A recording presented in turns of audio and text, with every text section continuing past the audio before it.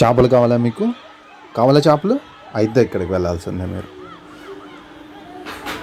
మనం చేపల్ని గాలం వేసి పట్టుకోవాలి, కానీ ఇక్కడ మనకు చేపలే ఛాలెంజ్ చేస్తాయి. మమ్మల్ని పట్టుకోండి పట్టుకోండి. ఇక్కడ చూస్తే చేపలు ఛాలెంజ్ చేసి ఎగురుతూ ఉన్నాయి. ఎవరు ఎన్ని పట్టుకుంటారో పట్టుకోండి పట్టుకోండి.